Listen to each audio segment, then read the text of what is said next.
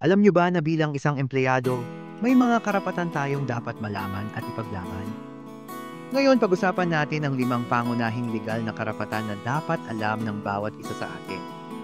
Una, ang karapatan sa tamang sahod. Dapat tayong bayaran ng naaayon sa minimum wage na itinakda ng batas. Hindi tayo dapat bayaran ng mas mababa dito. Kung sa tingin mo ay hindi ka nababayaran ng tama, mahalagang ipaalam ito sa iyong employer o sa mga ahensya ng gobyerno na namamahala sa labor standard. Pangalawa, ang karapatan sa ligtas na lugar ng trabaho.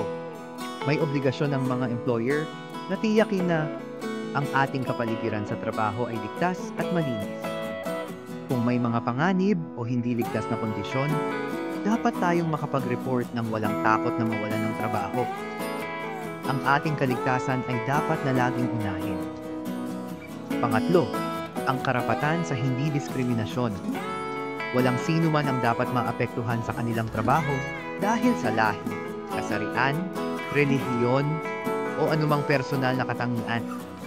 Ang bawat isa sa atin ay may pantay na pagkakataon na umunlad sa ating mga karera. Kung nakakaranas ka ng diskriminasyon, mahalagang magsalita at ipaglaban ang iyong karapatan.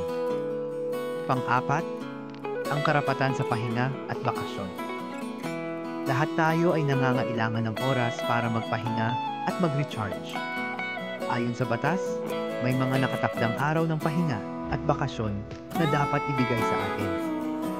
Huwag tayong matakot na gamitin ang ating mga benepisyo. Ang pahinga ay mahalaga para sa ating kalusugan at produktibidad. At panghuli, ang karapatan sa tamang proseso. Kung sakaling may mga issue o hindi pagkakaintindihan sa ating employer, may karapatan tayong dumaan sa tamang proseso. Hindi tayo dapat basta-basta tanggalin sa trabaho ng walang sapat na dahilan o proseso. Ang bawat empleyado ay may karapatan sa due process. Kaya't mahalaga na maging pamilyar tayo sa mga karapatang ito. Ang kaalaman ay kapangyarihan. Huwag tayong matakot na ipaglaban ang ating mga karapatan. Sa huli, ang ating mga karapatan ay hindi lamang para sa atin, kundi para din sa mga susunod na henerasyon ng mga manggagawa.